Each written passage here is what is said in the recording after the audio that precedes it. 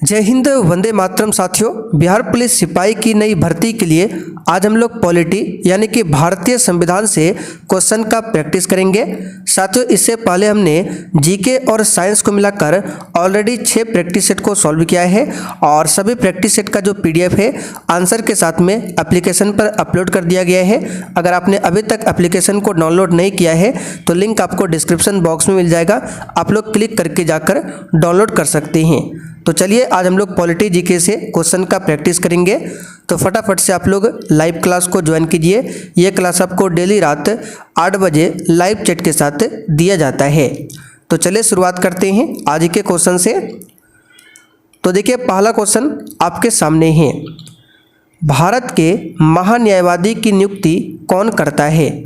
प्रधानमंत्री, राष्ट्रपति, मुख्य न्यायाधीश या फिर डी संसद? सभी ऑप्शन को ध्यान से देखिएगा और प्रत्येक स्टूडेंट को नीचे लाइव चैट में अपना अपना आंसर जरूर करना है। तो देखिए, कल भी हमने आपको बताया था महान्यायवादी के बारे में। महान्यायवादी का उल्लेख जो है संविधान के आर्टिकल 76 में इसका उल्लेख मिलता है और महान्यायवादी की नियुक्ति कौन करता है? तो भारत के राष्ट्रपति। तो यहाँ पर देखिए बी ऑप्शन में दिया हुआ है भारत के राष्ट्रपति। और कल हमने ये भी आपको बताया था कि महान्यायवादी जो है लोकसभा या फिर राज्यसभा में भाग ले सकता है लेकिन मतदान नहीं कर सकता है, ये हमने आपको कल बताया था। तो आंसर यहाँ पे क्या होगा? बी ऑप्शन होगा राष्ट्रपति। अच्छा साथियों, राष्ट्रपति से संबंधित कुछ इंपॉर्टेंट आर्टिकल को ध्यान रखिएगा, जैसे कि आर्टिकल 61 हो गया। इसमें क्या है? तो महाभियोग की प्रक्रिया है, यानी कि राष्ट्रपति पर महाभियोग की प्रक्रिया के बारे में आर्टिकल 61 में बताया गया है। आर्टिकल 60 में क्या है? तो राष्ट्रपति के बारे में, यानी राष्ट्रपति शपथ जो लेता है उसके बारे में आर्टिकल 60 में बताया गया है। और आर्टिकल 72 में क्या है? तो राष्ट्रपति के पास क्षमादान की शक्ति है, आर्टिकल 72 के तहत में। चलिए अगला क्वेश्चन देखते हैं। देखिए, क्वेश्चन नंबर 2 है, भारत का राष्ट्रपति अपना त्यागपत्र किसे सौंपता है? चलिए क्वेश्चन नंबर 2 के लिए आंसर बताइए। और साथियों, अगर आप लोग रीजनिंग के लिए प्रैक्टिस सेट चाहते हैं तो आप लोग डेली शाम 7:30 बजे की क्लास को देख सकते हैं। ये क्लास आपको मेरा जो सेकंड चैनल है वहाँ पर मिल जाएगा। उस चैनल का नाम क्या है? तो दिवाकर स्टडी IQ। उसका लिंक मैं डिस्क्रिप्शन बॉक्स में दे दूँगा, आप लोग क्लिक करके डायरेक्ट जा सकते हैं या फिर सर्च कर सकते हैं दिवाकर स्टडी IQ। तो यहाँ पर ध्यान दीजिए, भारत का राष्ट्रपति जो है अपना त्यागपत्र किसे सौंपता है? तो याद रखिएगा 2 के लिए आंसर आपका हो जाएगा उपराष्ट्रपति को। किसको सौंपता है? उपराष्ट्रपति को। उपराष्ट्रपति जो है राज्यसभा का पदेन सभापति होता है। और वर्तमान में भारत के उपराष्ट्रपति कौन है? तो जगदीप धनखड़। कौन है? जगदीप धनखड़ वर्तमान में भारत के उपराष्ट्रपति है। उपराष्ट्रपति शपथ के बारे में आर्टिकल 69 में बताया गया है। कल हमने आपको 3 आर्टिकल बताया था, 60, 69 और 159। 60 में राष्ट्रपति शपथ है, 69 में उपराष्ट्रपति शपथ है और 159 में राज्यपाल शपथ के बारे में बताया गया है। वर्तमान में लोकसभा का अध्यक्ष कौन है? ओम बिड़ला है। चलिए तीसरा क्वेश्चन देखिए। तीसरा क्वेश्चन है, भारत के वर्तमान राष्ट्रपति कौन है? चलिए बताइए इसका आंसर क्या होगा? वर्तमान में भारत के राष्ट्रपति कौन है? तो आप सभी जानते हैं कौन है? द्रौपदी मुर्मू। और कौन से नंबर की राष्ट्रपति है? तो याद रखिएगा 15वीं, यानी 15वीं राष्ट्रपति है द्रौपदी मुर्मू। इस बात को आप लोग ध्यान रखिएगा। चलिए आगे बढ़ते क्वेश्चन नंबर 4 की ओर। चौथा क्वेश्चन है, राज्य मंत्रिपरिषद किसके प्रति उत्तरदायी होती है? चलिए बताइए 4 के लिए आंसर। और साथियों, अगर आपको किसी भी क्वेश्चन में थोड़ा भी डाउट होता है तो आप लोग तुरंत कमेंट करके पूछ सकते हैं। और जिन्होंने टेलीग्राम चैनल को ज्वाइन नहीं किया है जाकर ज्वाइन कर लीजिए, क्योंकि जितने भी क्लास होते हैं सभी क्लास का जो नोटिफिकेशन है वहाँ पर दिया जाता है।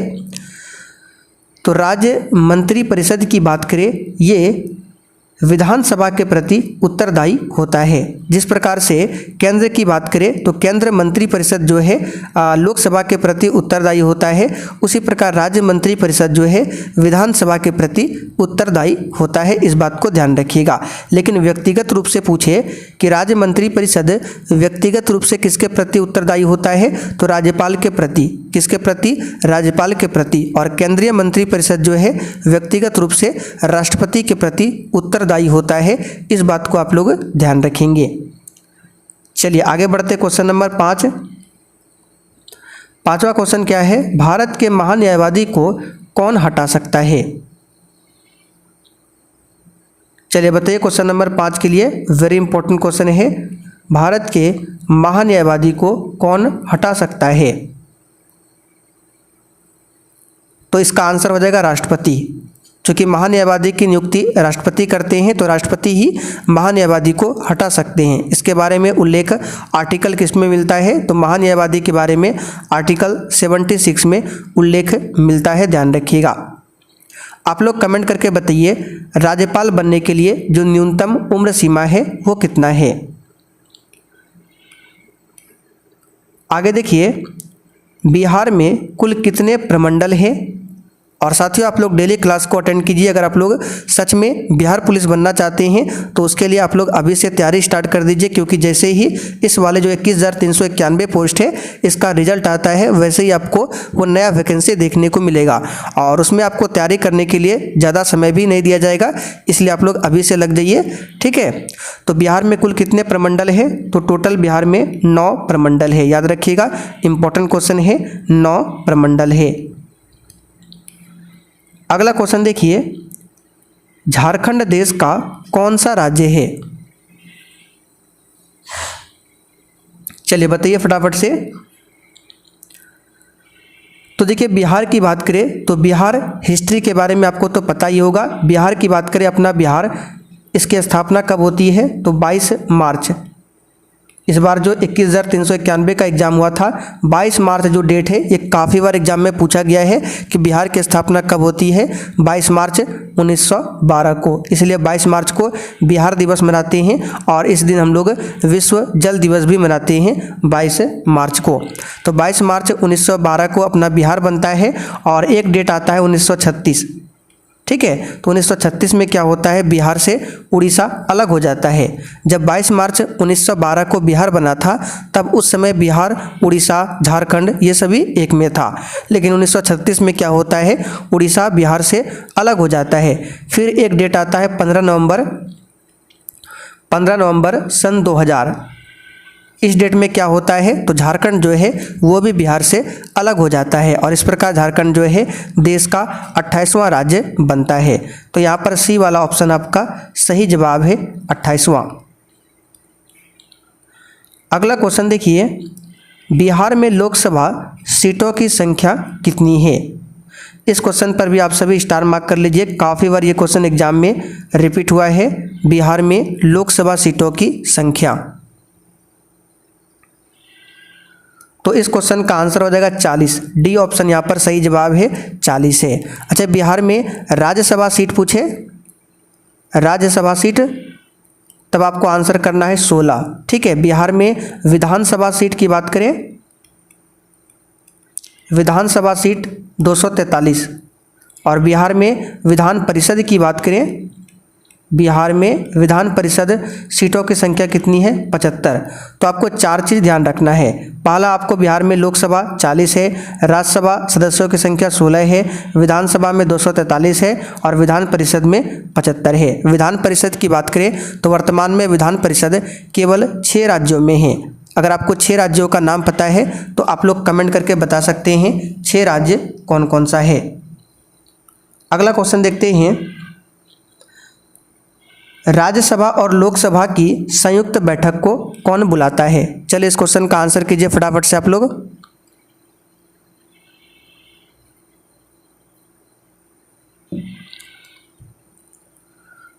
तो देखिए इस क्वेश्चन का आंसर क्या हो जाएगा। तो यहाँ पे क्या पूछा गया? राज्यसभा और लोकसभा की संयुक्त बैठक को बुलाता है कौन? तो याद रखिएगा राष्ट्रपति, ठीक है। आर्टिकल 108 में संयुक्त बैठक के बारे में बताया गया है। और संयुक्त बैठक को कौन बुलाता है? राष्ट्रपति बुलाता है। लेकिन इसकी अध्यक्षता कौन करता है? तो याद रखिएगा, लोकसभा का अध्यक्ष जो है संयुक्त बैठक की अध्यक्षता करता है। अभी हमने आपसे पूछा था कि बताइए वर्तमान में जो 6 राज्यों में विधान परिषद है कौन कौन सा है? तो इसके लिए हमने आपको एक ट्रिक भी बताया था, वो ट्रिक आपको एप्लीकेशन पर मिल जाएगा। एप्लीकेशन पर आपको ऐसे बहुत सारे ट्रिक मिल जाएंगे, जैसे राष्ट्रपति से संबंधित जितने भी आर्टिकल है उसका ट्रिक मिल जाएगा। 16 महाजनपद कौन कौन सा है वो भी आपको ट्रिक मिल जाएगा। ठीक है, खंबात की खाड़ी में गिरने वाली नदियाँ, यमुना की सहायक नदियाँ, गंगा की सहायक नदियाँ, ये सारा ट्रिक आपको एप्लीकेशन पर जाकर मिल जाएगा। तो विधान परिषद कितने राज्यों में है? 6 राज्यों में है। इसके लिए ट्रिक था आधा तेल यूपी में बिका, यूपी में बिका। अब कैसे याद रखना है? तो यहाँ पर देखिए, आधा से आंध्र प्रदेश हो जाएगा, तेल से तेलंगाना हो जाएगा, यूपी से उत्तर प्रदेश हो जाएगा, में से महाराष्ट्र हो जाएगा, बी से बिहार, अक्का से कर्नाटक। तो एक राज्य, दूसरा, तीसरा, चौथा, पांचवा, छठा। तो इन 6 राज्यों में क्या है? विधान परिषद है। चलिए आगे बढ़ते, क्वेश्चन नंबर 10। क्वेश्चन नंबर 9 आपका हो चुका है। 10वां क्वेश्चन क्या है? एक व्यक्ति ग्राम पंचायत की सदस्यता के लिए चुनाव लड़ना चाहता है तो उसकी उम्र कितनी होनी चाहिए? आंसर है 21 वर्ष या इससे ऊपर। और मतदान करने के लिए जो उम्र है वो मिनिमम कितना है? 18 वर्ष है। लेकिन पहले क्या था? तो पहले 21 वर्ष था। मतदान करने के लिए जो उम्र है पहले 21 वर्ष था, और 21 वर्ष से हटाकर 18 वर्ष कब किया गया? तो एक संविधान संशोधन होता है, 61वां संविधान संशोधन। ये हुआ था वर्ष 1989 में। ठीक है, इसके तहत क्या किया गया? 21 वर्ष से उम्र को घटाकर 18 वर्ष किया गया। इस बात को आप लोग ध्यान रखिएगा। चलिए आगे बढ़ते हैं। हाल ही में भारत के किस पड़ोसी देश में राजतंत्र की समाप्ति कर गणतंत्र की स्थापना हुई?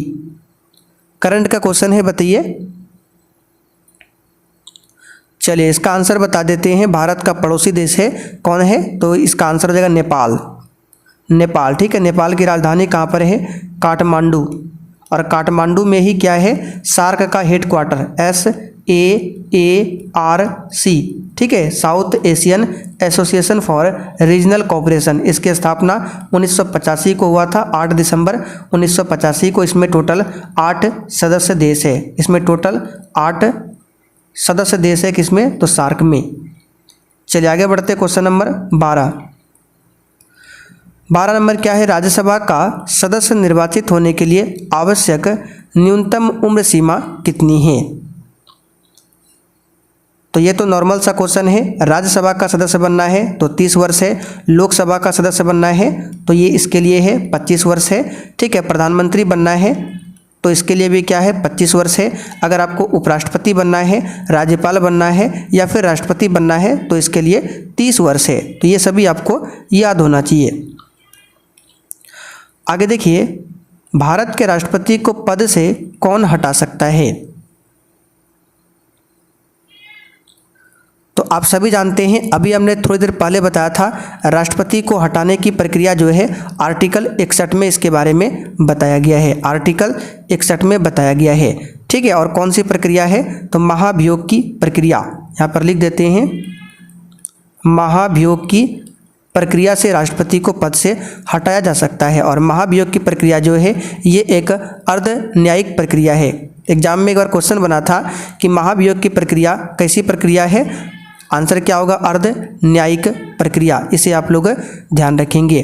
और महाभियोग प्रस्ताव कहाँ पर लाया जाता है? संसद में। ठीक, तो संसद के द्वारा हटाया जा सकता है। बी ऑप्शन यहाँ पर सही जवाब है। संसद के बारे में आर्टिकल 79 में उल्लेख मिलता है, राज्यसभा के बारे में 80 में और लोकसभा के बारे में आर्टिकल 81 में। अगला क्वेश्चन देखते हैं,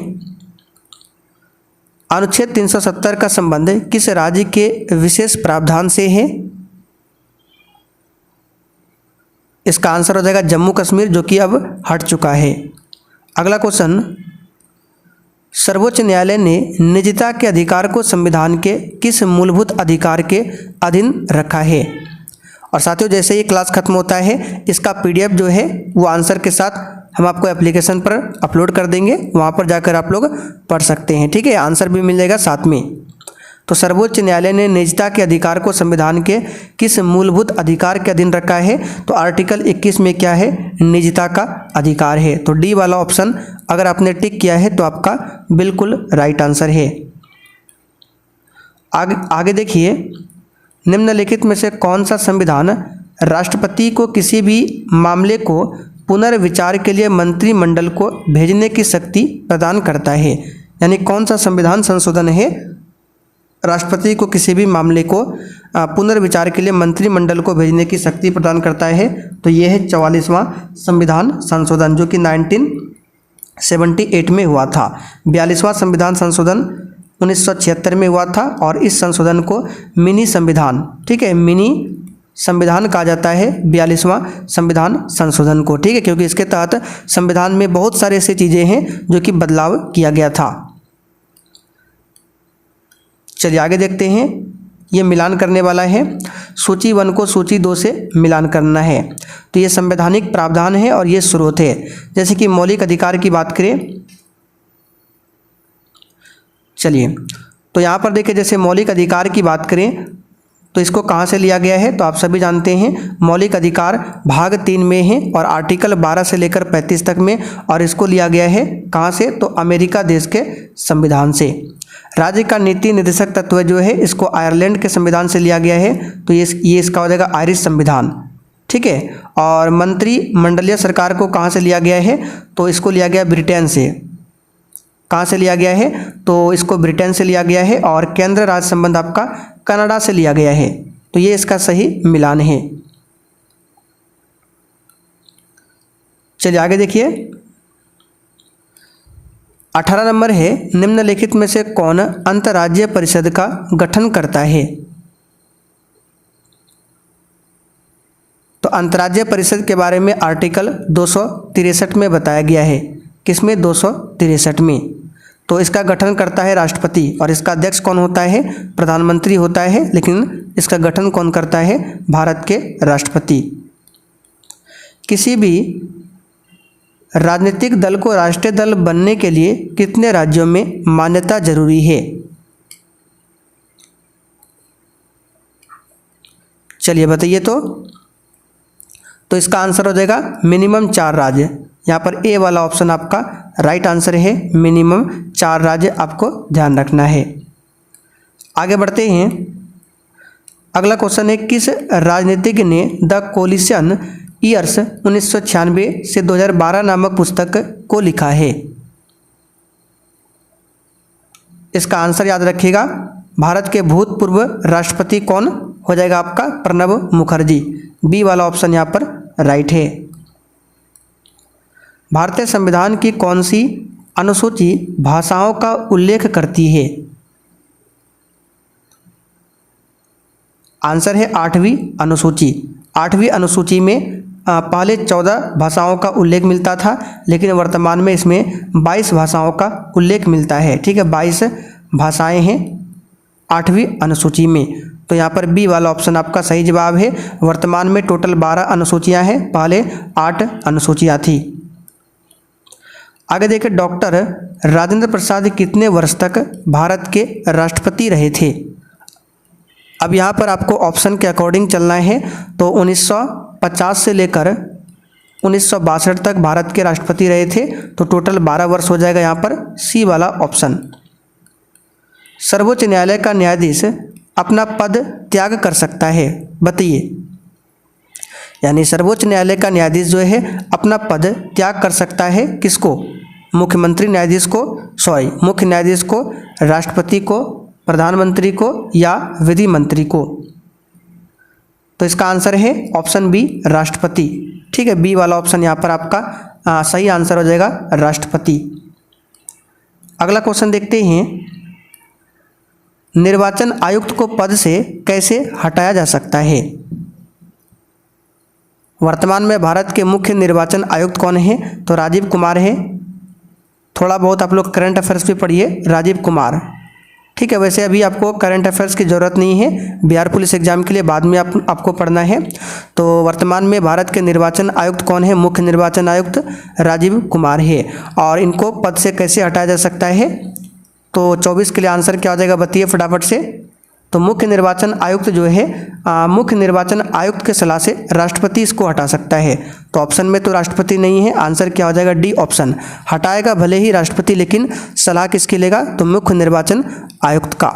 तो ऑप्शन में राष्ट्रपति होना चाहिए था, यहाँ पर डी ऑप्शन में दिया है नन ऑफ दीज। राज्यसभा के संदर्भ में निम्नलिखित में से कौन सा कथन सही नहीं है? आइए सभी कथन को पढ़ते हैं। राज्यसभा एक अस्थायी संस्था है, बिल्कुल सही जवाब है। इसके 1/3 सदस्य प्रत्येक 2 वर्ष पर रिटायर होते हैं, बिल्कुल सही जवाब है। राज्यसभा के सदस्यों का कार्यकाल 6 वर्षों के लिए होता है और प्रत्येक 2 वर्ष के अंतराल में इसके जो सदस्य होते हैं 1/3 सदस्य वो क्या होते हैं, रिटायर हो जाते हैं और पुनः नए सदस्य इसमें चुने जाते हैं। तो ये भी कथन सही है, ये भी सही है। राज्यसभा का गठन 1958 में हुआ था, ये सरासर गलत है। 1952 में हुआ था राज्यसभा का गठन, ना कि 1958 में। तो सी वाला ही ऑप्शन यहाँ पर सही नहीं है, आंसर हमारा क्या हो जाएगा, सी ऑप्शन। बाकी राज्यसभा के 12 सदस्य राष्ट्रपति द्वारा मनोनीत होते, ये भी सही है। योजना किस सूची में वर्णित है? तो इसका आंसर बता देते हैं। ये जो है समवर्ती सूची का विषय है योजना, और समवर्ती सूची में पहले 52 विषय थे, लेकिन वर्तमान में इसमें टोटल 47 विषय है समवर्ती सूची में। संसद द्वारा पास किया हुआ विधेयक तभी एक नियम कानून बन पाता है जब उसे निम्नलिखित में से किसने पास किया हो?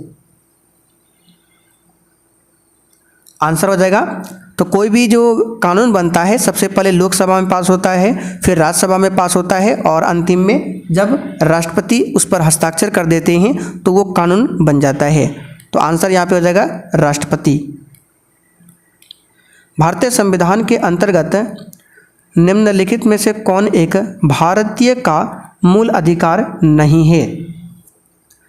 तो मूल अधिकार भाग 3 में है, ठीक है, और आर्टिकल 12 से लेकर 35 तक में मौलिक अधिकार है, ठीक है। तो जिसमें कानून के समक्ष समानता, ये तो बिल्कुल सही जवाब है। धर्म की स्वतंत्रता आर्टिकल 25 में है। भाषण देने की स्वतंत्रता ये भी है। अपना शिक्षण संस्थान बनाने पर प्रतिबंध थोड़ी है, ये कोई मौलिक अधिकार नहीं है। ये बी ऑप्शन आपका बिल्कुल इसका आंसर हो जाएगा, बी वाला ऑप्शन। आगे देखिए, जापान के योकोहामा शहर में वर्ष 1994 में संयुक्त राष्ट्र सदस्य देशों का सम्मेलन जिस संदर्भ में किया गया वह क्या है?